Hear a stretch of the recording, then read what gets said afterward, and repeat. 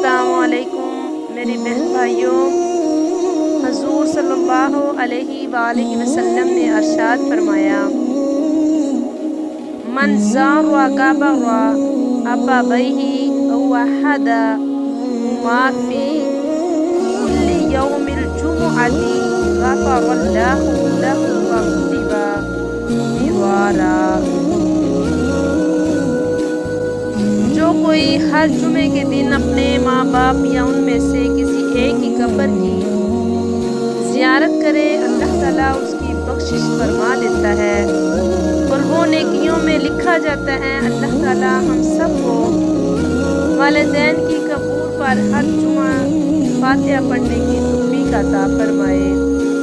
मेरी बहनों, ऊपर वाली हदीस मुबारका से साबित ये होता है कि जुमा के रोज़ अपने माँ बाप की कब्रों की ज़ियारत करना सवाब का काम है। इसलिए हर जुमे कब्रिस्तान जाना, फातिहा पढ़ना बहुत हसन है, बल्कि सहाबा की सुन्नत है।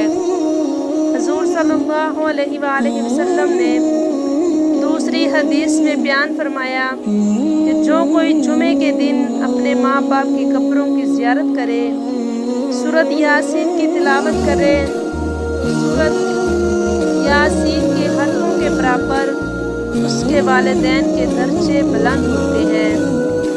जब वो पढ़ने वाला खुद मर जाएगा तो उसकी कब्र की ज़ियारत को फरिश्ते आएंगे। सुभान अल्लाह। मेरी बहनों, माँ बाप का हक अदा तो नहीं हो सकता, फिर भी हमें उनकी खिदमत करते रहना चाहिए। अगर वो ज़िंदा हों तो उनकी ज़रूरियात का ख्याल रखें, उनके आराम का ख्याल रखें, उनकी ख्वाहिशात का ख्याल रखें, उनकी ज़ियारत करें। अगर वो फौत हो जाएं तो उनके लिए साले सवाब करें, ख़त्म शरीफ दिलवाएं, उनकी कब्रों की ज़ियारत करें।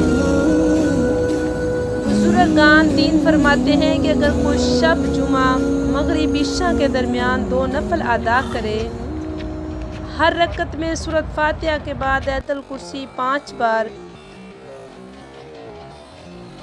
सूरत इखलास 5 बार, सूरत फलक 5 बार और सूरत नास 5 बार पढ़ेगा तो फिर सलाम के बाद 15 बार इस्तग़फ़ार, 15 बार दुरूद इब्राहिम पढ़कर अपने वालिदैन को साले सवाब करेगा तो गोया उसने अपने वालिदैन का हक अदा कर दिया और उसका सवाब पढ़ने वाले को इतना मिलता है कि सिवाय खुदा के और कोई नहीं जानता। सुबहान अल्लाह। आखिर में दुआ है कि अल्लाह ताला हम सब को अपने वालिदैन का एहतराम करने और उन पर एहसान करने की तौफीक अता फरमाए। वमा अलैना इल्लल बलागुल मुबीन।